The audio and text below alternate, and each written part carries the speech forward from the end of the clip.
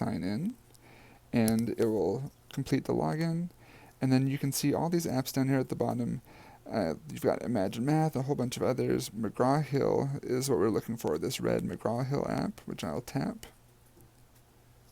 And it's going to take me and log me in.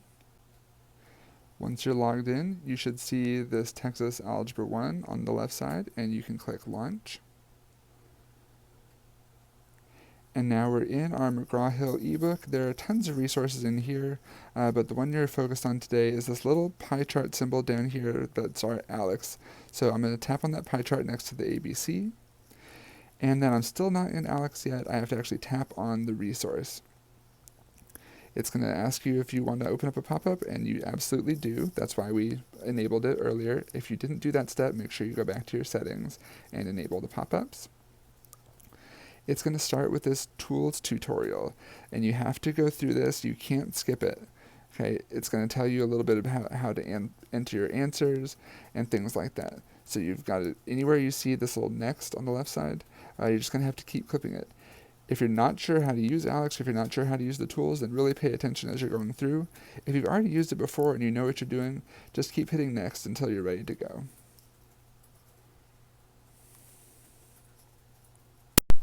Woohoo! You completed the tools tutorial.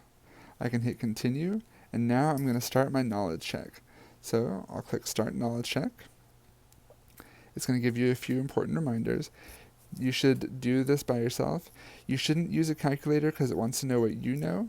If the problem requires a calculator, it's going to pop up on the screen.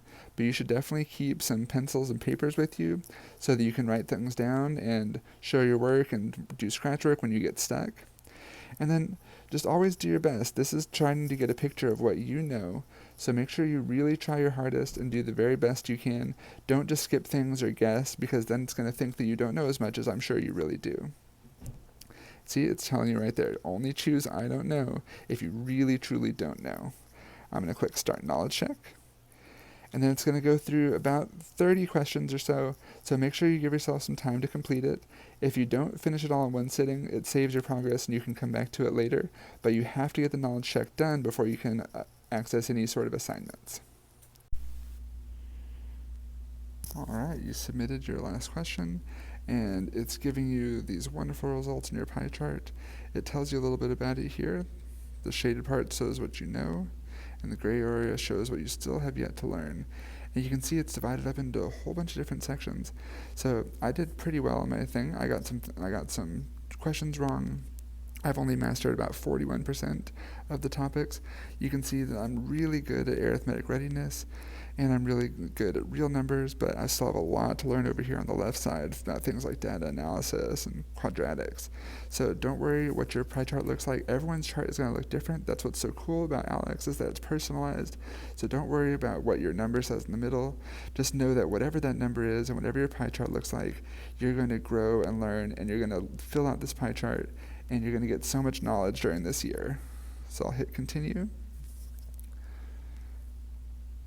And if you want some more information about a slice, you can just tap on it. And now you can also go to your learning path and see what you're doing, and you can start learning more topics on this pie chart. Okay? All right. So if I want to gain some progress, and if I want to learn some things about algebra, if I want to work on my own, I can just start my path. And it'll tell me a little bit about something. It'll give me an explanation. I can read over it, look at what's going on. And then when I think, okay, I'm pretty sure I know what to do, I can hit start. And then it'll ask me some questions. Over here on the right, it'll tell me how many I'm getting correct. You have to get several right in a row for it to understand that you've mastered that topic. If you keep getting them wrong, then it's going to say, hey, you're probably not ready for this topic. So, and if you're not sure how to do it, then you can just click on this explanation and be like, hey, I need a refresher on what to do. I can also make sure I go back and look at that online textbook and see some things that are related to it. All right, so I mastered that topic. I got those questions right. It tells me I did a great job. I could, down at the bottom, continue my path if I wanted just to keep learning and growing and mastering more topics. I'm going to return to the home page and let you see on the left side, you see where it says continue my path. You also have this little menu at the top with ALEKS. When you click on that, It's very possible that you'll have some assignments from your teacher, so make sure you click on that and see what you need to do. In this case, nothing's been assigned to me because I'm not in an actual class, but I can also know that, hey, I've done my initial knowledge check, it's done, I'm good to go. If I don't have any assignments, I can always tap that menu again and just go back to my home page. If I had assignments, they'd probably show up in this blue screen on the left, but since I don't, I can just continue my path. As you notice, I now have 341 topics mastered. So I really hope that you'll enjoy working in your ALEKS Pi this year, and I hope that you'll set some goals for yourself, and hopefully you'll see your mastery and your knowledge improve throughout the whole year. Thank you.